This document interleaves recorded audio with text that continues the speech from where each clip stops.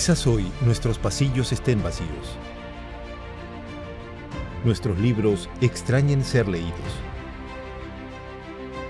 Nuestro auditorio, sus grandes conferencias. Nuestras aulas, su participación en el aprendizaje. Pero la Escuela Nacional de Control no se detiene. Transformamos nuestra metodología de aprendizaje. Nos adaptamos a esta nueva era digital, con herramientas tecnológicas para la actualización y modernización del Estado. Lanzamos nuestra maestría en Control Gubernamental en modalidad virtual, con el respaldo de la Contraloría General de la República del Perú y reconocido por la SUNEDU. Capacitamos al Sistema Nacional de Control con una innovadora metodología de enseñanza para fortalecer el proceso de aprendizaje a través de aulas invertidas. Realizamos eventos virtuales de manera constante y transmitiendo conocimientos a los servidores públicos y fiscalizadores. Componentes nacionales e internacionales que comparten sus experiencias y conocimientos en la gestión pública. Organizamos mesas de concertación con escuelas del Estado y la red digital con las escuelas de posgrado para la mejora de la calidad de la educación virtual a nivel internacional. Este esfuerzo nos permite continuar con la formación de fiscalizadores, funcionarios y servidores públicos en beneficio de la ciudadanía. Seguimos adelante. Escuela Nacional de Control. Formamos creadores de valor público.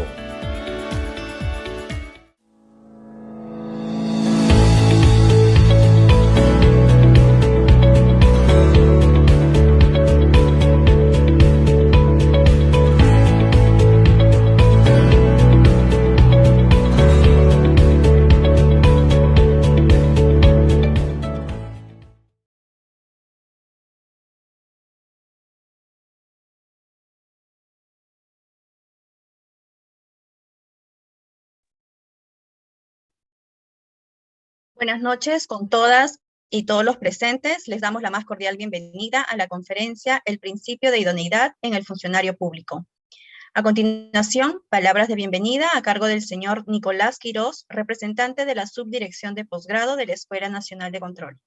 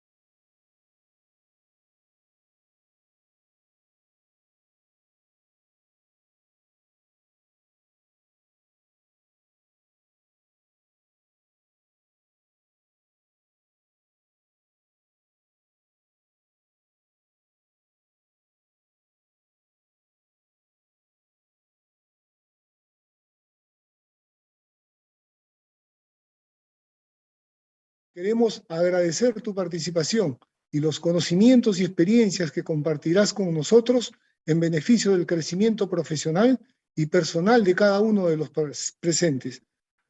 También queremos agradecer a los presentes por su asistencia e interés en todas las actividades académicas que desarrollamos todas las semanas.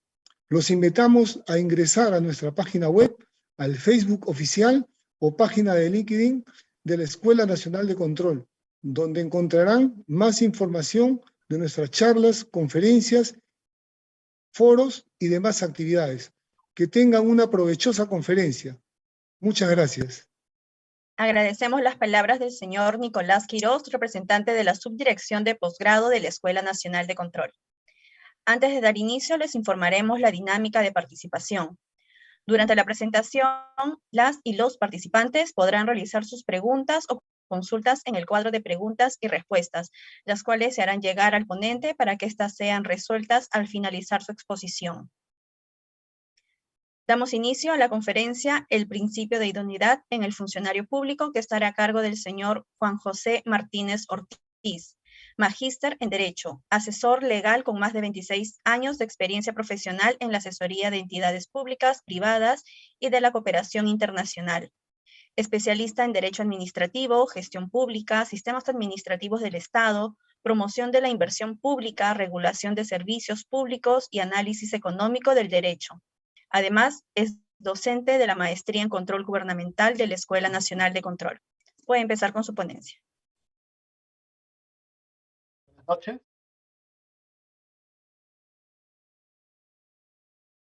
Un gran gusto estar presente hoy día y poder dirigirme a través de ustedes a los servidores públicos a nivel nacional y también a los colegas que seguramente se han conectado desde fuera de nuestro país. Tengo una presentación que quiero compartir en este momento con ustedes. ¿Me confirman si se puede ver correctamente? Sí, se ve. Perfecto. Muy bien. Esta noche quiero hablar con ustedes sobre lo que se llama el principio de idoneidad en la función pública. Resulta que en estos últimos años se ha venido desarrollando, se ha venido conceptualizando un principio que se llama el principio de la buena administración y otro principio conexo que es el principio del buen gobierno. Resulta que el tema de la idoneidad o el llamado principio de idoneidad está vinculado a esos principios, al de buena administración y al de buen gobierno. ¿Y en qué consiste la buena administración? Acá quiero hacer referencia a, estoy poniendo una cita de un jurista español, que es Jaime Rodríguez Arana, que señala que la buena administración y el buen gobierno lo que quiere poner o lo que quiere enfatizar es que el Estado, las entidades del Estado y todo lo vinculado al Estado y el gobierno tiene una función instrumental. O sea, el Estado, las organizaciones del Estado, todo lo que llamamos sector público existe para beneficiar a los ciudadanos, para promover su bienestar, para promover las condiciones de desarrollo. En eso consiste, en términos sencillos, el principio de buena administración. En un momento más vamos a ver cómo ese principio se vincula al tema de la idoneidad. Por otro lado, otra jurista, en este caso una jurista argentina que se llama Miriam Ibanega, señala que la buena administración es un derecho ciudadano y un deber de la administración pública. Por otro lado, nuestro Tribunal Constitucional ha señalado que el llamado principio de la buena administración está implícitamente constitucionalizado. Claro, si ustedes lo buscan este principio explícitamente en la Constitución, no está, pero el Tribunal Constitucional considera que existe, que está implícito en varias disposiciones de la Constitución, como el artículo 1, donde se habla del cuál es el fin supremo de la sociedad del Estado. Dice que la persona es el fin supremo de la sociedad del Estado. Y los artículos 39 y 45 de la Constitución que están vinculados a la función pública, o mejor, en otras palabras, que es la parte de la Constitución donde se regula las reglas generales, las reglas constitucionales vinculadas a los funcionarios y servidores públicos. Y específicamente el artículo 39 dice que los funcionarios y trabajadores públicos están al servicio de la nación, que se parece mucho a lo que decía, a la cita que había puesto originalmente de Rodríguez Arana, donde se señala que el gobierno, el Estado y las entidades públicas están hechas para poner al ciudadano por delante y para promover las condiciones necesarias para su bienestar y su desarrollo. Yo quisiera explicarles este tema de la buena administración, del buen gobierno y el principio de idoneidad a través de una teoría económica que se llama la teoría de agencia o la teoría del agente principal, que es una teoría muy importante. Hoy día, si ustedes, desde hace años ya, Si ustedes estudian una maestría de gestión pública, una maestría de políticas públicas, o una maestría en derecho empresarial, o una maestría en administración de negocios, este es un concepto económico que sirve para explicar cómo funcionan las organizaciones, sea del sector público o del sector privado, y los problemas que se pueden dar. Resulta que en muchas organizaciones lo que tenemos es que las organizaciones le pertenecen o son de titularidad o de propiedad de una persona o de un grupo de personas. A esta persona le podemos llamar de manera general el titular o el principal. De hecho, la teoría se llama principal agente porque una de las partes en esta relación es llamado el principal o titular, que puede ser una persona o una categoría de personas o un grupo de personas.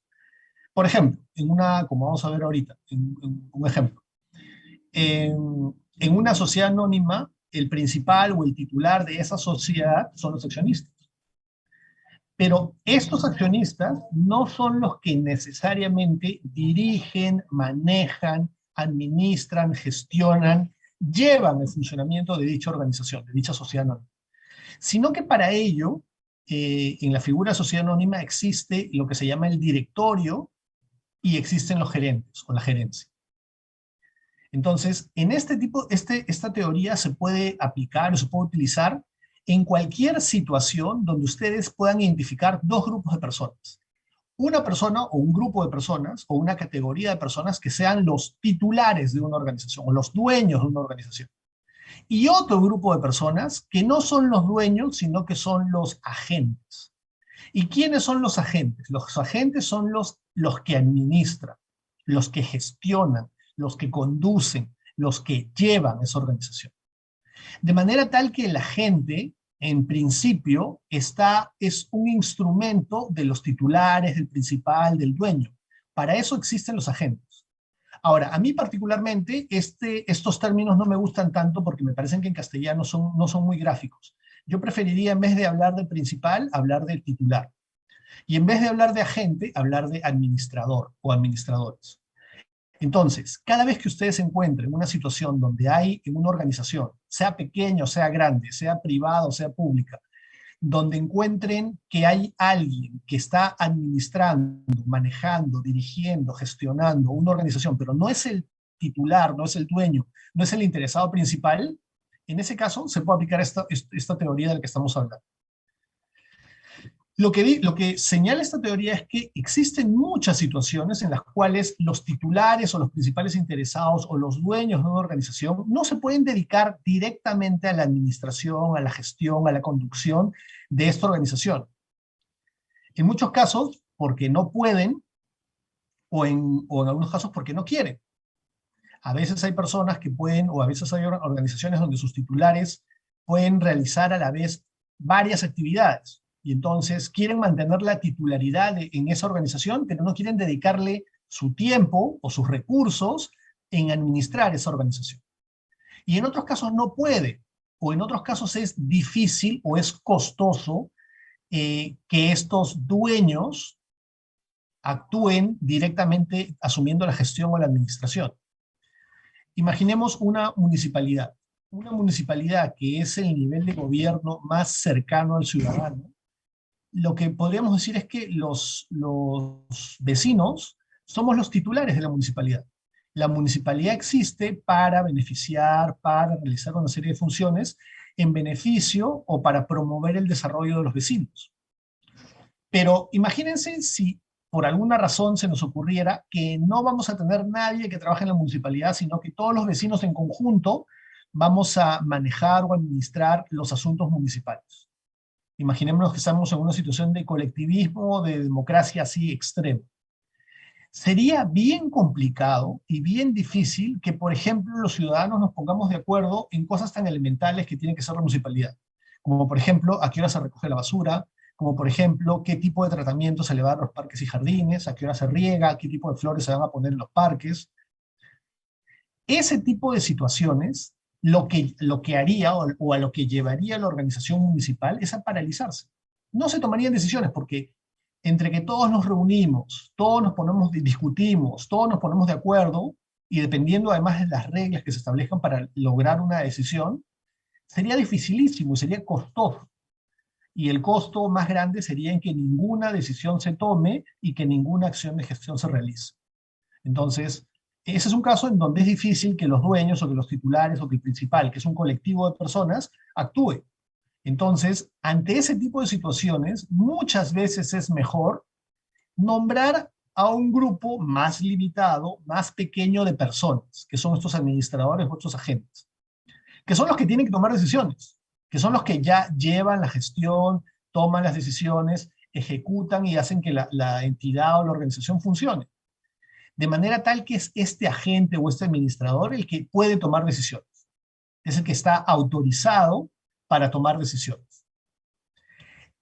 Parte de la característica de este tipo de relación es que en esta relación de agencia, los administradores tienen potestades abiertas, no tienen potestades absolutamente detalladas, y no es deseable tampoco que tengan potestades absolutamente detalladas, porque la realidad es compleja, porque la realidad es cambiante. Entonces, quien determine específicamente qué decisiones, qué acciones, cómo se desarrolla la gestión, son los administradores. Son los administradores. Lo bueno de esta relación es que, como digo, en organizaciones grandes o complejas, o en situaciones donde nosotros no queremos dedicar nuestro tiempo o nuestros recursos a administrar una organización o a actuar y gestionar directamente una organización, podemos llamar, designar o contratar, según el caso, a otros sujetos. Y aquí está lo que les decía. Esta teoría es tan importante y tan interesante que con esta misma teoría podemos explicar una serie de relaciones diferentes. Si ustedes estudian derecho societario, derecho comercial, estudiarían esta teoría para explicar cómo funciona una sociedad anónima. Si estudian derecho civil, esta teoría les podría servir para explicar el contrato, lo que se llama el contrato del mandato y la relación entre lo que se llama el mandante y el mandatario. Si estuviéramos hablando de las AFPs, de las cuales se ha hablado muchísimo en los últimos años en nuestro país, podemos utilizar esta teoría también para explicar la relación que se da entre los aportantes, que son las personas a las que se les descuentan todos los meses recursos para que vayan a una cuenta que es administrada por estas entidades que se llaman AFPs, y se llaman AFPs porque son administradoras de fondos de pensiones. Ellas no son dueñas de los recursos, pero los manejan, los administran y deciden sobre esos recursos como si fueran los dueños. Entonces, ahí es claramente una situación de administración. Pero esa teoría, y por eso la estoy mencionando, y me parece interesante y bueno conocerla, porque permite rápidamente entender lo que pasa en el sector público, esta teoría también se puede aplicar en la situación que ocurre entre la ciudadanía y la administración pública en el sector público. ¿Por qué? Porque el Estado, y eso lo decían los juristas que cité al comienzo, tanto Ibanega como Rodríguez Arana, el Estado es una organización que ha sido creada por la ciudadanía y el documento fundacional es la Constitución. Y somos los ciudadanos los que somos los titulares, los dueños, los interesados, todos los ciudadanos, los 33 millones de peruanos, somos los dueños o los titulares de esta organización que llamamos Estado peruano. Pero, salvo contadas excepciones, hay pocos casos o pocas situaciones en donde todos en conjunto decidimos el camino o el rumbo de esta organización. Lo hacemos, por ejemplo, en las elecciones. Pero lo que hacemos, o tal como se ha diseñado, es que tenemos un cuerpo de personas, un grupo especializado de personas, a los cuales se les suele llamar administración pública, o a los cuales también les podemos llamar funcionarios públicos o servidores públicos, que son esas personas que bajo diversos mecanismos y diversos títulos, algunos son elegidos, otros son designados, otros son contratados, son sujetos que administran, que manejan el sector público, que manejan las cuestiones vinculadas a las entidades públicas, a las entidades estatales. Entonces, ellos, desde la más alta autoridad, desde el presidente de la República, los congresistas, los ministros, los titulares de los poderes del Estado, hasta el último servidor en esa gran jerarquía de servidores que tenemos en el sector público, todos administran alguna parte, algún pedazo, alguna actividad dentro del Estado. Pero ellos no son los dueños, no son los dueños. Ellos son solo administradores, a los cuales nosotros los ciudadanos, que somos los dueños o los titulares, les hemos encargado manejar lo que se suele llamar la cosa pública, o los asuntos públicos, o las entidades estatales. Fíjense, para que vean cómo justamente los funcionarios públicos son administradores y no son los dueños, fíjense cómo se le suele llamar al presidente de la República. El presidente de la República se le suele llamar mandatario. primer mandatario. Y mucha gente cree, muchas personas creen que se utiliza la palabra mandatario en el sentido de que tiene poder de mando o capacidad de mando. Y fíjense que no, mandatario es más bien alguien que ha recibido un encargo y que tiene que hacer algo. Alguien a quien le hemos dado un encargo, le hemos dado un mandato. Ese es el sentido de mandatario. Y es el primer funcionario público probablemente porque es el que encabeza la administración pública. Entonces, esta teoría permite entender que en el contexto del Estado, en el contexto del sector público, hay dos grandes grupos.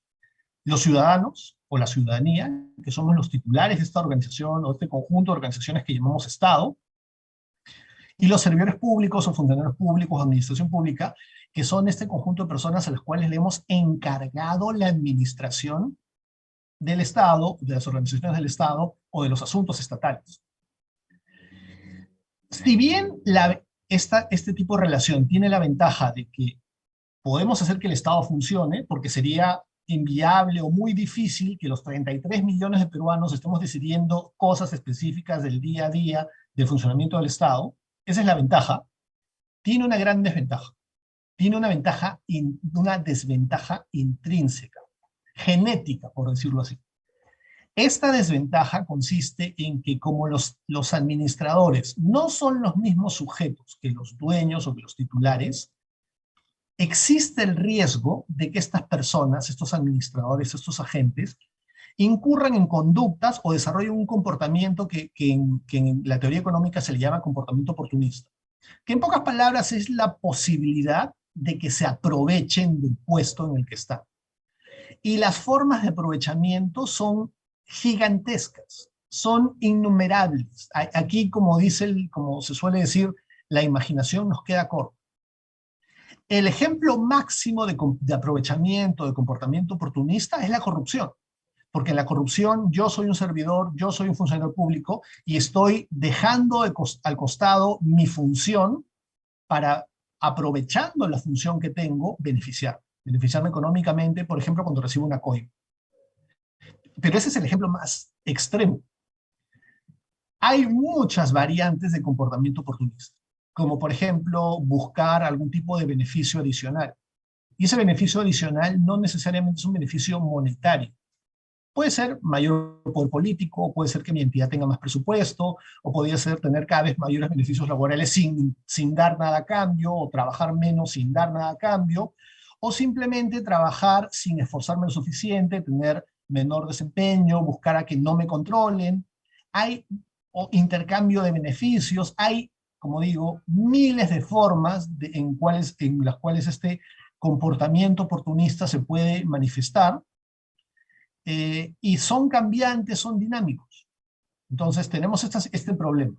Estos administradores se pueden aprovechar de su posición, desde cosas pequeñas hasta cosas grandes, groseras, que en el extremo llamamos corrupción. Pero pueden ser cosas pequeñas.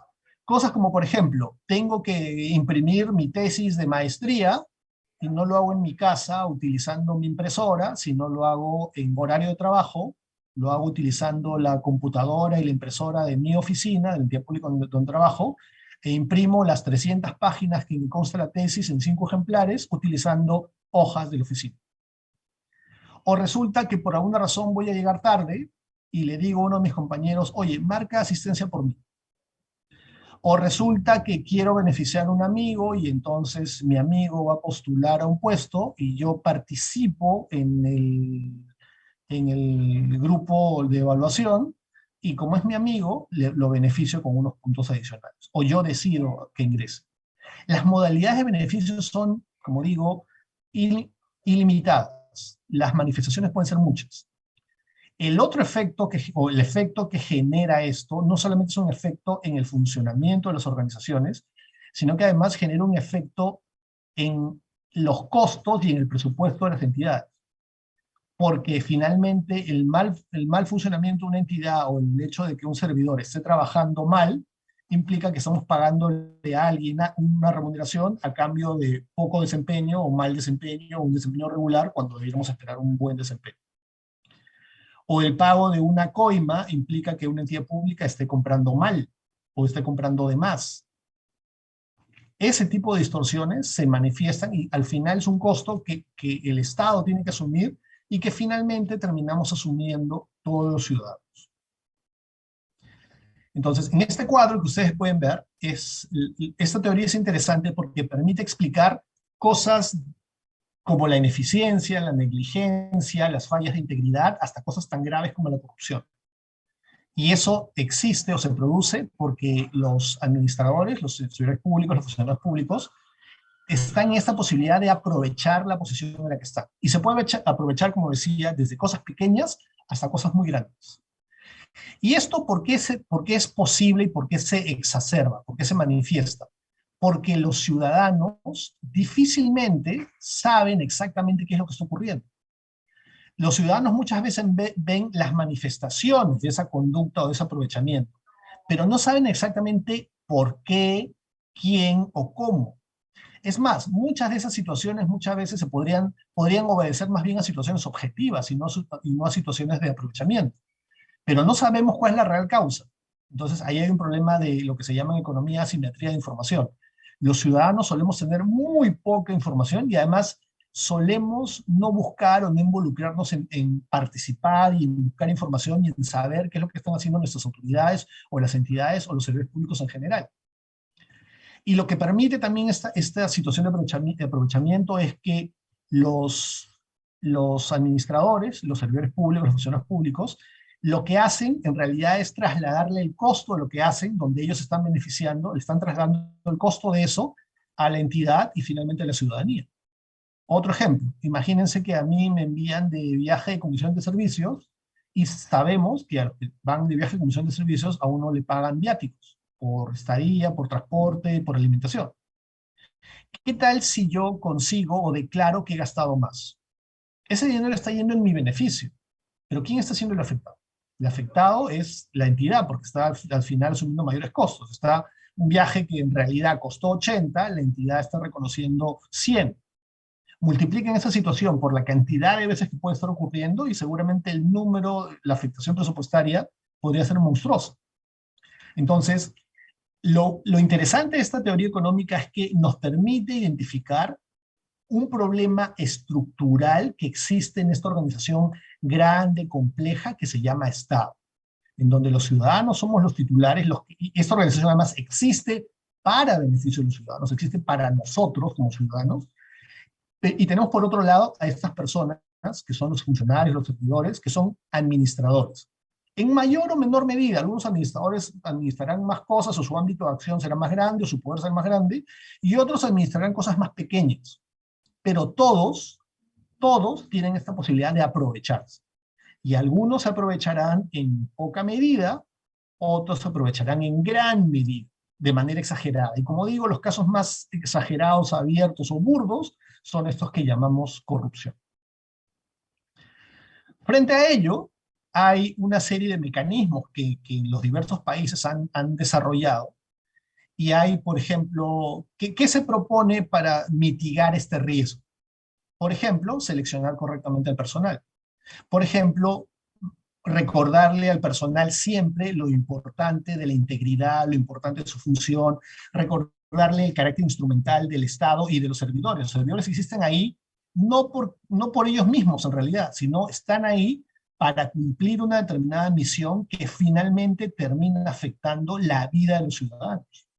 También se propone el establecimiento de mecanismos de información, lo que se llama transparencia, que es una palabra o es un término que se ha extendido mucho en estos últimos tiempos. La lógica de la transparencia es que los ciudadanos podamos saber rápidamente, fácilmente, o a un costo bajo, un costo que no nos involucre muchos recursos, saber qué está pasando en las entidades públicas. De manera tal que cuando las autoridades o los servidores den una explicación, los ciudadanos podamos repreguntar y decir, oye, ¿esto que me dijiste en realidad es cierto? Por ejemplo, no se vacunaron. ¿Pero por qué no se vacunaron? No se vacunaron porque las vacunas efectivamente no llegaron, porque hubo un problema de carga a nivel internacional, o porque la farmacéutica se demoró, o en realidad no se vacunó porque en el camino las vacunas se perdieron, en el camino las personas que querían vacunar decidieron no ir porque les daba flojera, porque era muy complicado. Pueden haber diversas explicaciones. Algunas explicaciones serán objetivas o no implicarán responsabilidad de los servidores, y en otros casos sí, pero no lo podemos saber exactamente si es que no tenemos información. Por eso es que se promueve tanto desde hace unos años el tema de información. Otro mecanismo importante que hay es establecer reglas. Reglas como, por ejemplo, los sistemas administrativos. Reglas como, por ejemplo, los códigos de ética. Y el Estado está lleno de reglas que se tienen que cumplir, porque se supone, y eso también nos abre otro punto de discusión, se supone que siguiendo las reglas reducimos esta posibilidad de comportamiento oportunista. Pero las reglas hay que supervisarlas y hay que controlarlas. Ahí es donde aparecen los mecanismos de supervisión, los mecanismos de fiscalización. El mismo sistema de control es un mecanismo de supervisión y de control que tiene que vinculado al cumplimiento de estas reglas o hacer cumplir estas reglas. Y finalmente, mecanismos de incentivos. Los incentivos pueden ser incentivos negativos, en donde a las personas se les castiga o se les hace incurrir en algo que no les gusta por no cumplir las reglas, o mecanismos de incentivo positivos, que son beneficios que se les da cuando sí cumplen las reglas o sí cumplen determinadas metas. Esto lo menciono simplemente para redondear la idea de esta relación de agente principal. ¿Por qué? Porque finalmente, una de las cosas que necesitamos es personas adecuadas para el trabajo. Adecuadas no solamente técnicamente, sino que tengan la motivación y los valores correctos para el ejercicio del servicio público. Y eso tiene que ver justamente con este tema del principio de idoneidad. La buena administración, o el principio de buena administración, o sea, hacer que el Estado funcione bien, requiere que se cumpla esto que se llama el principio de idoneidad en la función pública. ¿Qué es idóneo? Empecemos, estamos hablando del principio de idoneidad, entonces tenemos que decir qué cosa es idóneo. Y la definición del Diccionario Jurídico Elemental de Cabanelas dice que idóneo significa apto, capaz, competente, suficiente. ¿Por qué necesitamos que exista un principio de idoneidad en los funcionarios públicos? Porque la organización y funcionamiento del Estado es especial. El funcionamiento del Estado no es igual al funcionamiento del sector público, no es igual al funcionamiento del sector privado. El sector público es complejo. El sector público tiene aproximadamente, si lo medimos en unidades ejecutoras, tiene más de 3.000 unidades ejecutoras. Es grande. Si lo vemos en territorio, el Estado tiene un ámbito territorial de casi 1.300.000 kilómetros cuadrados. El Estado peruano en territorio es la suma de los territorios de Portugal, España y Francia. Pero claro, sin los medios de comunicación y las facilidades que tienen esos países, para que vean la complejidad y el tamaño de nuestro territorio. El sector público peruano, en cuanto a número de servidores, hoy día tiene más de 1.400.000 personas trabajando en el sector público. Somos 1.450.000 aproximadamente. La gestión pública, por esas razones, por ser grande, por ser complejo, por tener un ámbito territorial extenso, es una actividad especializada. No la puede hacer cualquiera. No la puede hacer cualquiera. No solamente por temas técnicos, como vamos a ver, sino también por temas de motivación y valores que no necesariamente son iguales o son compatibles a las personas que trabajan en el sector privado. Entonces, es por esa razón que trabajar en el sector público, lo que se llama la función pública, requiere de esto que es la idoneidad. Requiere capacidad, competencia, aptitud. La idoneidad es una condición necesaria para que funcionen las entidades públicas. De manera tal que si no hay idoneidad, las entidades públicas, el Estado, no va a funcionar correctamente, no se alcanzaría la buena administración y el buen gobierno. Y eso termina afectando a la ciudadanía. Termina afectando el nivel de servicios, el nivel de calidad regulatoria, el nivel de desempeño o de oportunidades que las entidades, que los ciudadanos que la ciudadanía debería recibir. El tema de idoneidad está muy desarrollado en lo que se llama la Carta Iberoamericana de la Función Pública, que es un documento suscrito por diversos países, que es un documento orientativo de cómo deberían funcionar las administraciones públicas en nuestros países, en Iberoamérica. Y lo que señala esta carta, y se toma como referencia muchas veces, es que para que las entidades del Estado, las organizaciones públicas, funcionen bien y logren sus objetivos, requieren de dos factores o de dos elementos en cuanto a personal. requieren personal en la cantidad adecuada. O sea, no tener ni mucho personal, ni poco personal. O sea, no tener ni exceso ni déficit, porque ambas situaciones son un problema. Uno aquí ya, para empezar, podría preguntarse en Perú cómo estamos. Podría ser que en algunas entidades haya exceso, o en algunas áreas de algunas entidades haya exceso, mientras que en otras áreas de algunas entidades o entidades completas haya déficit. Ese es un tema que, por ejemplo, vale la pena evaluar. Y el otro punto importante es que el desempeño o el funcionamiento y el logro de objetivos de las entidades estatales depende de la conducta, depende del desempeño de los funcionarios y servidores públicos. Ahora bien, este desempeño, ¿de qué depende? ¿De qué depende? Depende, a su vez, dice la Carta Iberoamericana, que depende de dos factores. Depende de esto que llamamos idoneidad. O sea, necesitamos servidores capacitados, competentes para el cumplimiento de sus funciones. Y además necesitamos que realmente se esfuercen, porque podríamos tener, para poner un ejemplo bien sencillo, alguien que tiene que escribir a máquina o escribir en una computadora. Y para eso necesita saber y ser competente en Word, que es este lenguaje para escribir en las computadoras. Y una persona puede ser competente, puede estar certificado, puede haber estudiado, puede pasar todos los exámenes y evaluaciones que acrediten que sí sabe usar Word y que además tipea una cantidad impresionante de palabras por minuto. Con lo cual, idoneidad en principio tendría. Pero eso, el segundo factor que falta es que no necesariamente esa persona, sabiendo y teniendo la competencia o las capacidades técnicas, no necesariamente se esfuerza lo suficiente. Ese es un punto importante porque ahí es donde tenemos que ver qué incentivos generamos para que las personas se esfuercen lo suficiente. Y una situación de la que se habla y se critica y se comenta mucho en el sector público es que en muchos puestos, en muchos lugares, en muchas posiciones, el esfuerzo que se realiza no es el adecuado. Pero ese es el segundo punto. En cuanto a idoneidad, la Carta Iberoamericana de la Función Pública dice que se refiere a las competencias o las cualidades que las personas tienen que tener. Entonces, en ese sentido, este documento, la Carta Iberoamericana, dice que las normas, políticas y procesos vinculadas a recursos humanos, o sea, la función pública, tienen que afectar positivamente esos dos aspectos, las competencias o la idoneidad y la voluntad de las personas para hacer bien su trabajo.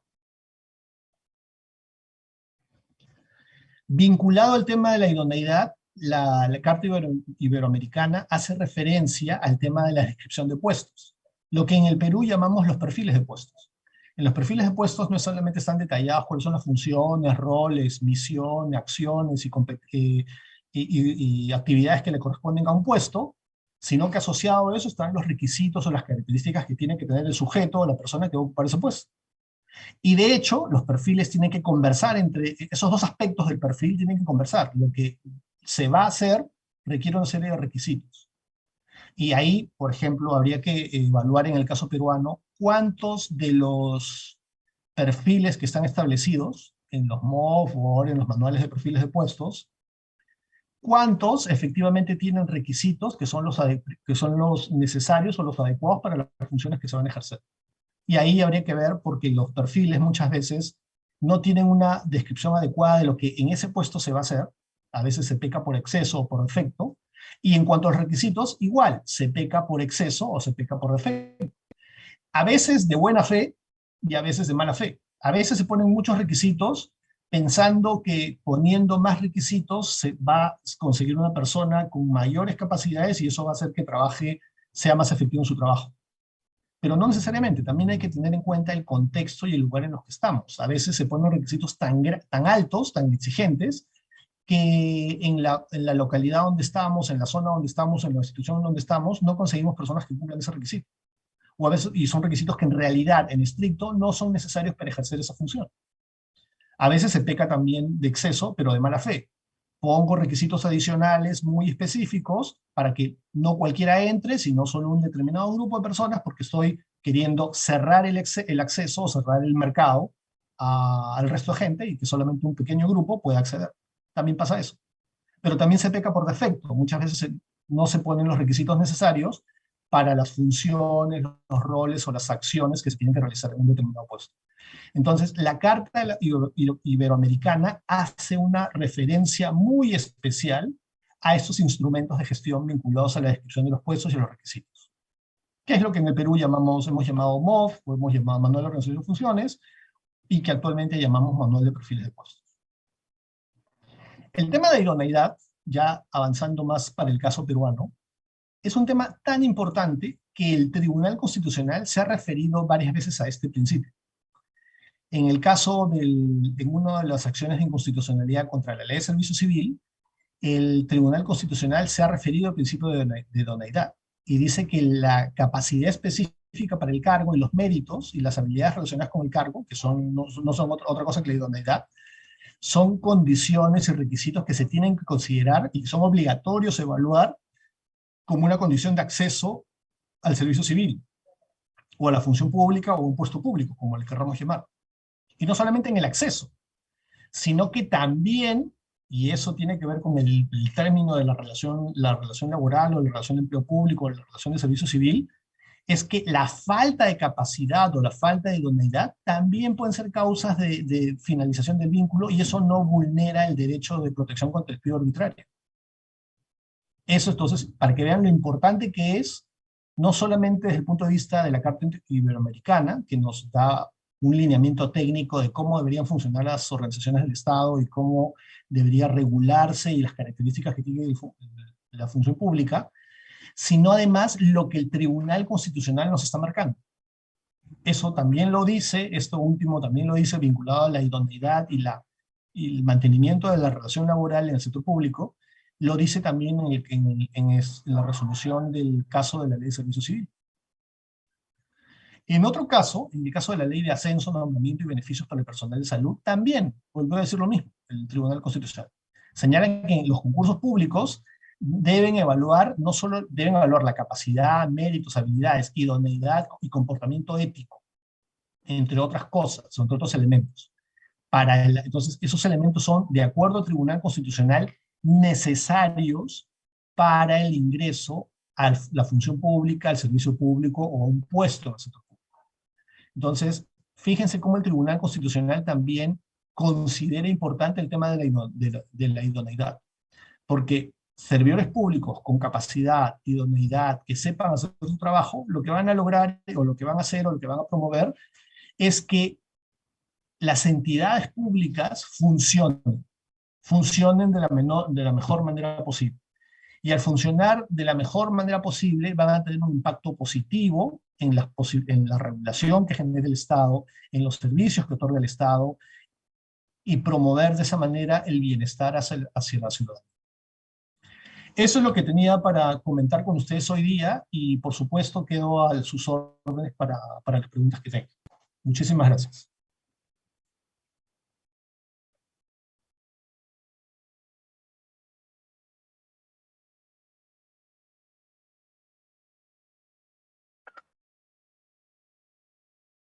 Agradecemos al señor Juan Martínez Ortiz por su interesante participación. Queremos informarles que se está compartiendo en este momento a través del chat una encuesta de satisfacción sobre nuestros eventos virtuales. Los invitamos a responder esta breve encuesta para continuar mejorando en nuestras actividades de capacitación. A continuación, damos inicio a las preguntas del público. ¿Cuáles serían los mecanismos preventivos para asegurar la contratación de personal idóneo? Últimamente hay varias noticias que dan cuenta de la contratación de personas que no reúnen el perfil requerido. Sí, ahí realmente lo que está pasando en el sector público y particularmente en el Poder Ejecutivo en estos últimos tiempos es terrible. Lo que estamos viendo es que claramente y frontalmente se está violando este principio de idoneidad. Lo que tenemos, además, en nuestro país ya existen reglas que tutelan la idoneidad, la elaboración de perfiles, el ingreso por concurso, y claro, sí se puede afirmar que desde hace mucho tiempo esos principios han sido violados. Pero lo que estamos viendo en estos últimos tiempos realmente no tiene precedentes. Entonces, marco legal existe. Lo que necesitamos es más bien que ese marco legal se haga cumplir. Y yo creo que básicamente hay dos grandes entidades que podrían enfrentar ese problema y promover el cumplimiento de esa normativa. Una es la Autoridad Nacional de Servicio Civil, que tiene potestades de supervisión y tiene potestades, por lo tanto, para verificar si las acciones en recursos humanos, como nombramientos, designaciones, contrataciones, cumplen con el principio de idoneidad, cumplen con los requisitos legalmente establecidos, si los concursos han sido efectivamente bien llevados y no son manejados de manera indebida. Y lo otro, como tengo conocimiento que lo ha hecho en varios casos, es la Contraloría General. La Contraloría General también tiene la potestad de supervisar, fiscalizar y establecer que si se han violado o no el cumplimiento de esas reglas. Y el tercer gran actor, en todo caso, es la ciudadanía. La ciudadanía debería exigir, en los casos en donde las decisiones son más políticas, que se nombren personas, aunque ya salió regulación específica del Congreso sobre eso, exigir que esas reglas se cumplan y exigir que se designen o se nombren o se contraten personas que sean las adecuadas para los puestos. Porque como digo, lo que estamos viendo en estos últimos tiempos no tiene precedentes en el sector público. Siempre se ha sabido y siempre se ha comentado y siempre han habido denuncias de violaciones a los requisitos, a los concursos, pero el nivel al que hemos llegado hoy día, como digo, no tiene precedentes, y eso es crítico porque va a afectar el funcionamiento del Estado. Yo les aseguro que lamentablemente en unos meses, cuando hablemos de, por ejemplo, del desempeño de determinadas entidades que son claves en el sector público, o hablemos de niveles de ejecución de presupuesto, lo que vamos a encontrar van a ser niveles de ejecución muy, muy bajos, donde vamos a ver que la calidad del desempeño de las entidades estatales, que no era buena, seguramente estará empeorando. Y lo vamos a ver, y eso, como digo, termina afectando en el bienestar y las posibilidades del sector público, de la ciudadanía. En cuanto a la conducta racional, ¿qué remedio propone frente a actos de corrupción referido a la omisión o negligencia? Bueno, ahí lo que la teoría propone es la generación de incentivos adecuados. Y los incentivos, como decíamos, pueden ser de dos tipos. Los incentivos negativos, que son las sanciones o los mecanismos de responsabilidad, pero también los incentivos positivos. Este segundo tipo de incentivos en el Perú prácticamente no existe. Prácticamente no existe, ¿no? Casi no se han ensayado, no se han aplicado mecanismos de premios, y los premios pueden ser de todo tipo, pueden ser monetarios, pero también pueden ser no monetarios, pueden ser premios de tipo más bien honorífico o situaciones que beneficien el desarrollo de la carrera de las personas, de los servidores en el sector público. Casi no se ha ensayado ese tema. Y lo otro es ser muy cuidadoso, y yo diría hasta muy estricto, en el ingreso de las personas al sector público. Tenemos que, y eso es una cosa que la teoría también dice, deberíamos seleccionar, en el caso de personas que ante la misma capacidad técnica sean iguales, deberíamos generar sistemas de reclutamiento o de selección de personas donde podamos descubrir quiénes son los que mejor se adecúen por un tema de valores o motivación al trabajo en el sector público. No todas las personas tienen la orientación o la vocación para trabajar en el sector público. Deberíamos tratar, y eso es una forma, y no es evidente, las personas no vienen con un cartel en el pecho que diga, yo soy una persona que tiene motivación y valores y capacidad de servicio, orientación al servicio, y por eso quiero trabajar en el sector público. Las personas no vienen con eso. Eso hay que generar mecanismos en los procedimientos de selección para poder determinar cuáles personas se adaptan más a eso. Porque esas personas, lo que señala la teoría es que pueden incurrir en actos indebidos o de comportamiento, pero lo van a hacer en un grado menor. No estoy diciendo que esas personas sean perfectas y sean ángeles y no van a incurrir nunca en nada, pero su disposición o su predisposición va a ser menor.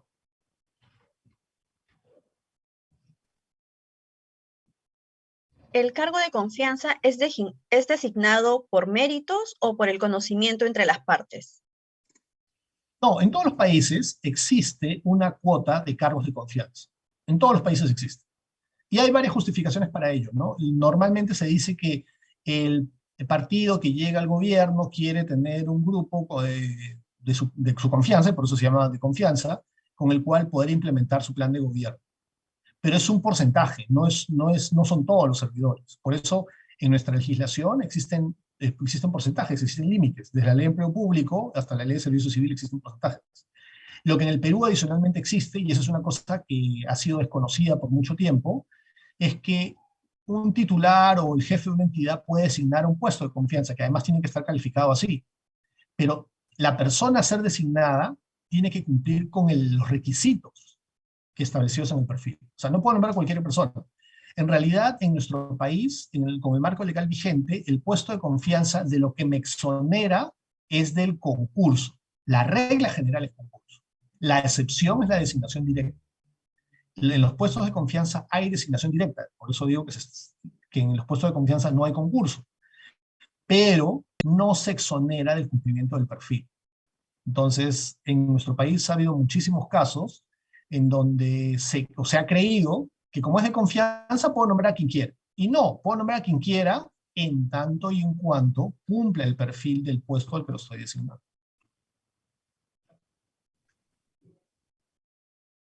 ¿De qué manera las tecnologías de la información pueden contribuir a la captación de personal idóneo? La tecnología nos abre un mundo nuevo en general para el trabajo en el sector público. De hecho, mucho se comenta y mucho se dice que el verdadero gran reformador del sector público va a ser la tecnología. Y de hecho, esa es una cosa que yo varias veces he dicho, pareciera que la pandemia ha sido el más grande reformador del sector público, porque la necesidad nos forzó, por ejemplo, a implementar plataformas, sistemas de comunicación, hacer trabajo remoto. Y fíjense, y solamente para llamar su reflexión, fíjense que todo esto ya se podía hacer antes de la pandemia. Toda esa tecnología existía. Yo, por los trabajos que he tenido antes, he podido ser testigo de reuniones entre entidades públicas donde lo que se buscaba era justamente esto, ¿no? Tener plataformas para que el público sea atendido más directamente o para que los servidores puedan trabajar desde sus domicilios, para hacer más dinámico el trabajo. Y puedo decir, como testigo, que muchas veces las propias entidades o los propios funcionarios, los propios servidores de las entidades decían que no se podía. Le ponían barreras al desarrollo tecnológico en el sector público. Y, oh maravilla, viene la pandemia y sí se podía. Resulta que sí se podía. Entonces, la tecnología nos abre, para empezar, una primera cosa que va a ocurrir es que seguramente muchas posiciones dentro de las entidades públicas, por la tecnología, seguramente van a quedar en desuso. Y la primera gran evaluación y gran reflexión que deberíamos hacer post pandemia es ¿qué vamos a hacer con esos puestos? ¿Qué vamos a hacer con ese personal? Algunos seguramente se podrán reconvertir vía programas de entrenamiento, pero ¿qué hacemos con los que no sea viable o no sea posible eso? La tecnología también hace que ahora, por ejemplo, actividades de supervisión o fiscalización se hagan de otra manera. Hace unas semanas estuve en un evento donde se hablaba justo de tecnología y de administración pública y decíamos, ¿no? Fíjense cómo en el tema de seguridad ciudadana. Antes uno podía necesitar tener muchos policías en las calles o muchos serenos físicamente en las calles y para eso teníamos patrulleros, vehículos, motos y hasta bicicletas, ¿no? Ahora con la tecnología uno podría interconectar cámaras. Eso se puede hoy día. Uno puede tener drones.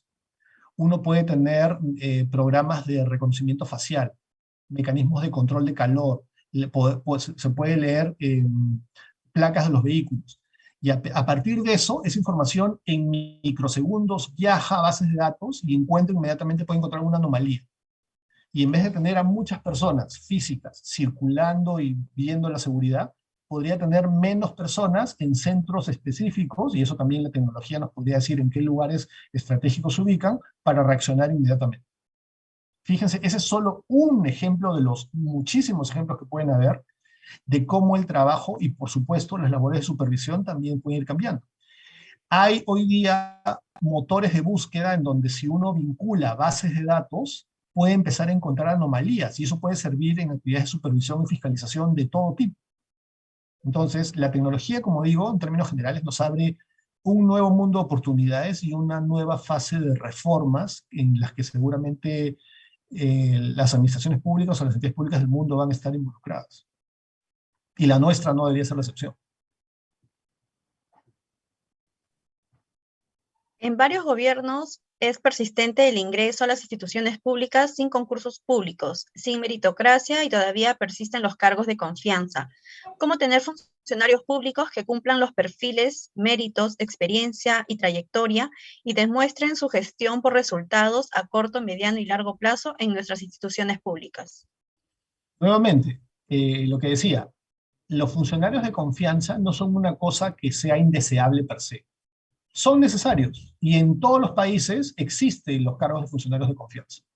El problema en el Perú es que se ha extendido, que hay en muchas entidades que no cumplen los límites establecidos o que para determinados cargos de confianza, como digo, se cree que no deben cumplir el perfil, cuando sí deben cumplir el perfil. Y lo otro que también tiene que desarrollarse en nuestro país es el tema de gestión por desempeño y gestión por resultados. Y eso necesariamente tendría que estar vinculado, tendría que vincularse con mecanismos de beneficios o de incentivos positivos para las entidades o para los servidores que sí cumplan con esas metas, con esos objetivos.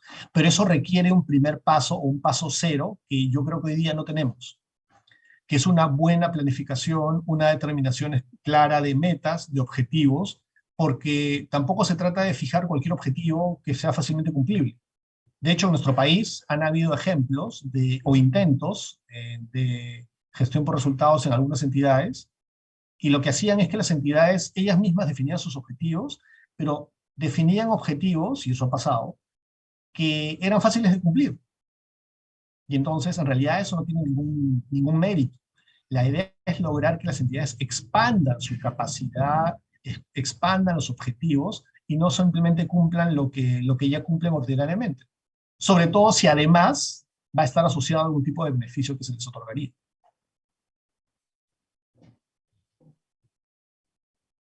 Queremos agradecer las respuestas y la participación de Juan José Martínez Ortiz y felicitarlo por la dedicación y el tiempo ofrecido para el beneficio de las y los funcionarios y servidores públicos, así como de la ciudadanía en general. Muchas gracias. Muchas gracias.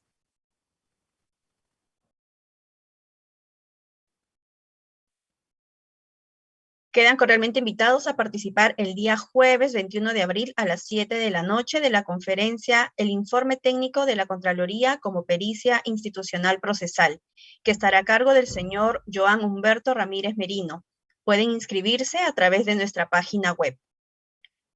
Se les recuerda que al término de las actividades programadas se otorgará la constancia de participación por evento y será enviada a los correos electrónicos registrados en un lapso de 25 días hábiles posteriores a la realización del mismo.